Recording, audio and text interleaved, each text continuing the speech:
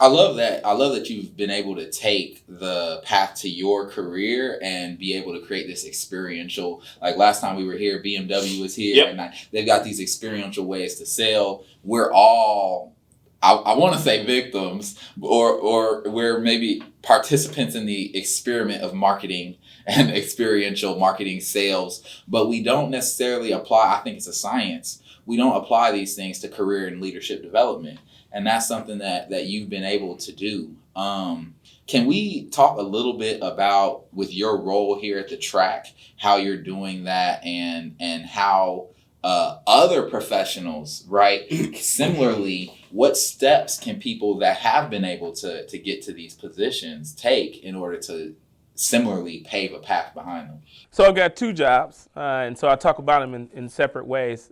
First, I'll talk about the legal job. The legal job, in that role, for example, I think one of the most pivotal things I do is I write all our sponsorship agreements. Probably the closest thing I've gotten to being engaged in the business. I realize what people will pay for in terms of assets and how that's connected to other opportunities that they're looking for within Penske Corp. So for example, Firestone, which is one of our sponsors that provides tires for the sport, also provides tires for all those Penske trucks that you see. They also provide tires for the cars at their Penske automotive dealership. And that's intertwined with their investment in the sport. Same thing with Gamebridge, that's one of our sponsors.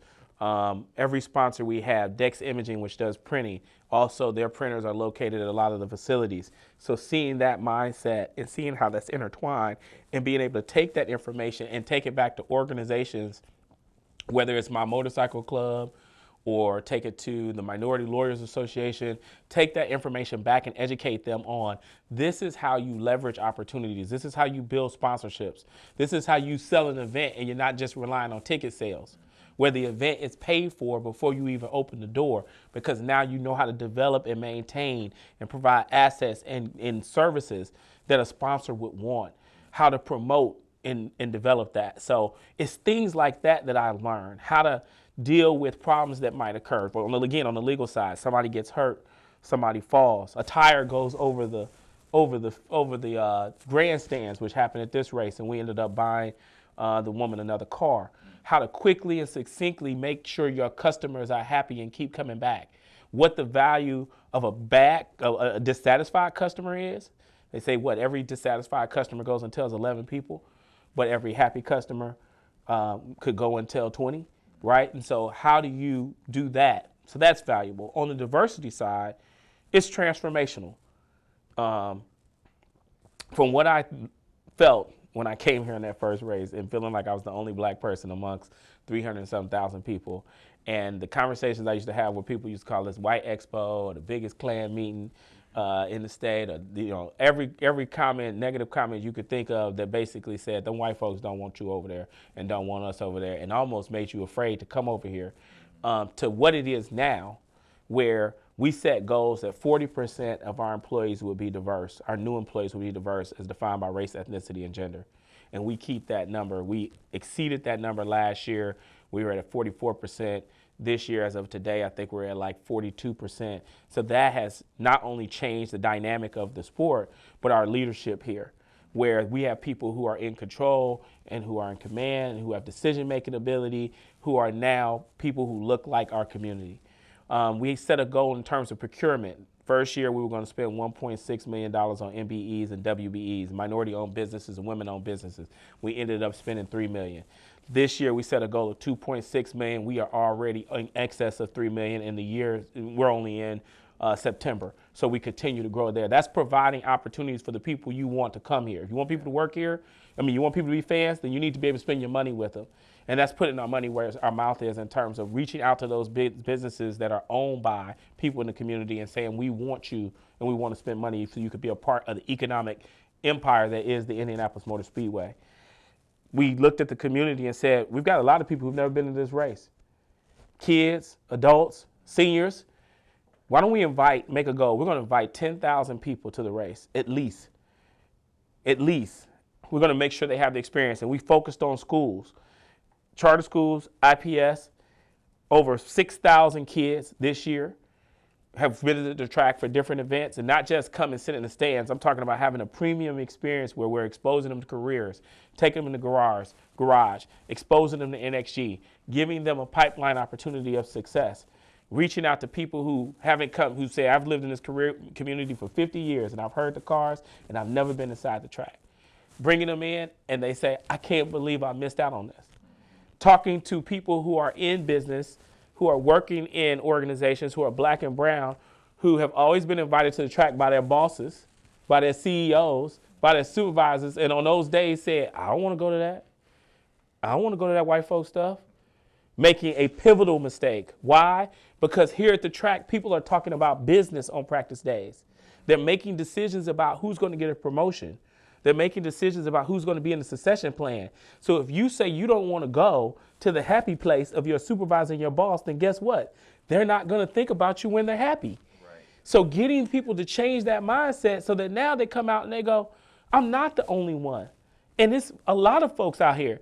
People who say, man, I spent 5, 6, 7, 8 days at the track this month. I was up there almost every day. And they see the connection between this and business and opportunity. And that's what makes me passionate about it. You know, it goes back to the concept. We cannot believe or feel like there's places and spaces that are not available or accessible to us based on the color of our skin. If we do that, we lose. We become people who think that we don't know how to swim, right? Because we feel like we're not allowed to go to swimming pools. If we do that, we don't go downtown because we're like, it's scary to go downtown, but that's where money is at. If we do that, we don't go into politics because we feel like, well, that's not for us too. I don't understand it and you got to raise all this money. But guess what? They decide the laws that will either free us or incarcerate us.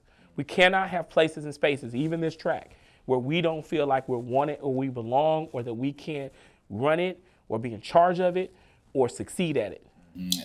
Diversity, equity, inclusion, and belonging is such a big conversation and has been for the last decade.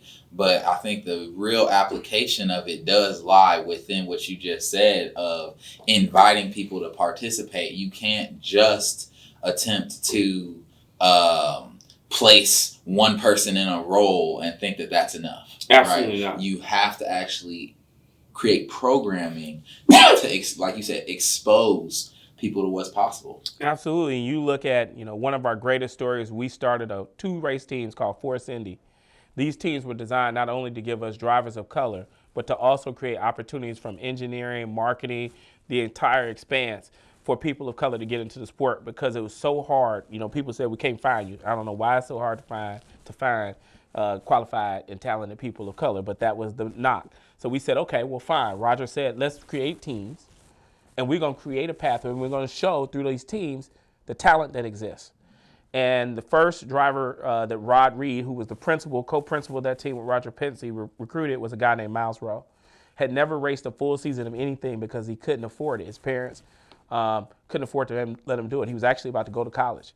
And Will Power, whose car is right in front of us, told Roger that he could not beat Miles in a go-kart. Will is he's a winner of the Indy 500, 2-time IndyCar Series champion, and he met this little kid black kid who he couldn't beat.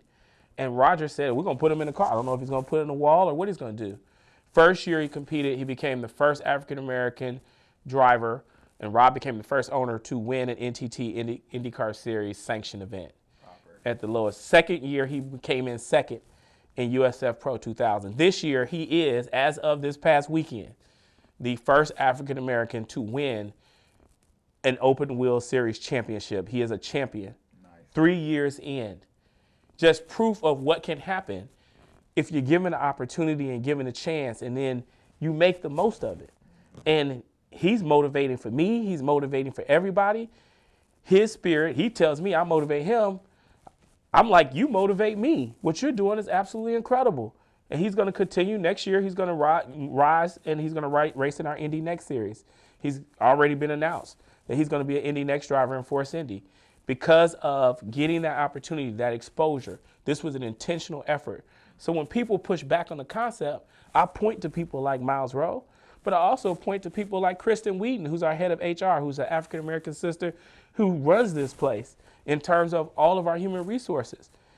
These efforts are intentional post the death and murder of George Floyd and Breonna Taylor, and they are making a difference. So those that push against it, I can only say you have to be dedicated to something that, like, I don't know how diversity, equity, inclusion has become a bad word. Something that people are actively fighting against.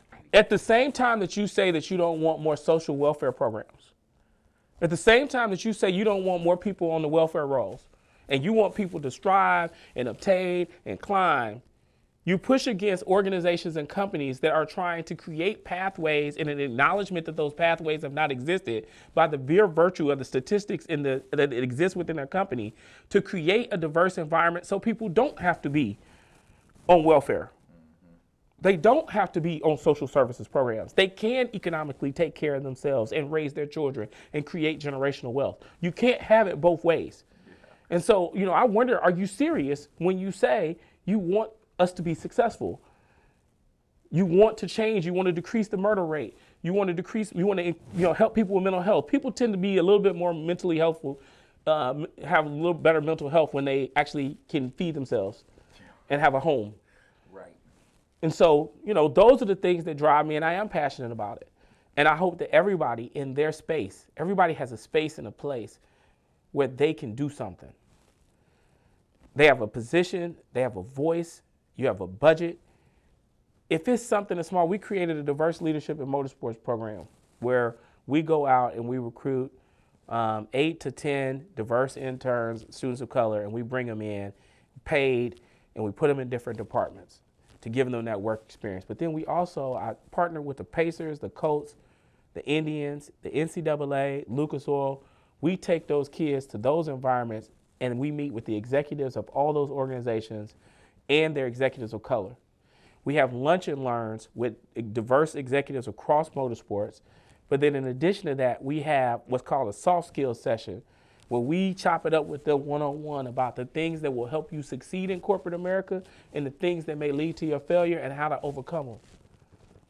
Because if I'm not teaching people what I've been through and how to make it through, how's it ever going to change? Right. We got people that have repositories of information and they're not sharing it with nobody. Right. And if you don't, it goes to the grave with you. And what? You die with a lot of money? That you can't do anything with. Or you find out, okay, you died with a lot of money, but your kid was on 16th Street hanging out and got shot because you didn't help the kid on 16th Street. You just helped yourself. The kid that you don't help is going to marry your daughter. The kid that you don't help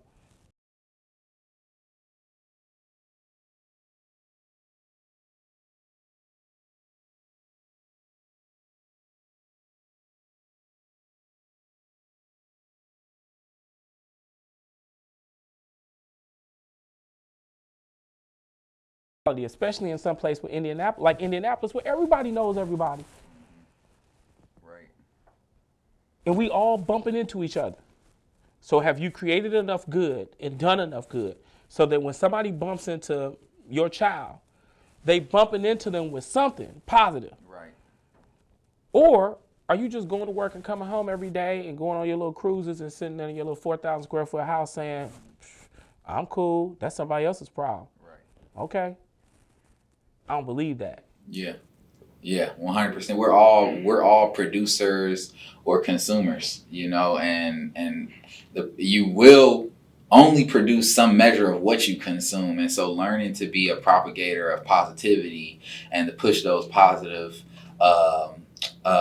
those not outcomes, right, but put that positive energy and effort out into the world is how you contribute to those positive outcomes. We can look at all of these seemingly macro issues, but until we take ownership of our own, and I won't call them micro decisions, but our own decisions with the level of weight and significance that it truly holds, not only to evolve and change and create our life, but then, like you said, manipulate and hold value for. People look at words like exploit, but you're a lawyer. I've done large level deals with Sony and high level corporations. in the paperwork, these words are used. Yes. Right? And so for us to look at our lives and understand, like, hey, I'm the executive of every day. I got 24 hours every single day. And how I put those to use is significant. It matters. It's not something that can just go down the drain or my stock's going to plummet. If I want to have an increasing portfolio in my life, I've got to treat my life like it's a significant factor. I was watching this show on Netflix called Painkillers, and I saw it too. You saw it. So the young lady, Yep. Edie, had taken all of these major issues that inspired her to become great, but she had put a frame on her brother. Yep.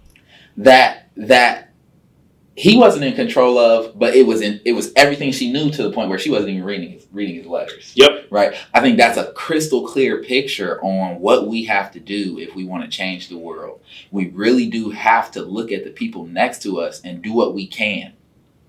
Right. And then one day we'll be capable of so much more. So Everything that I've received in life is because I poured into other people.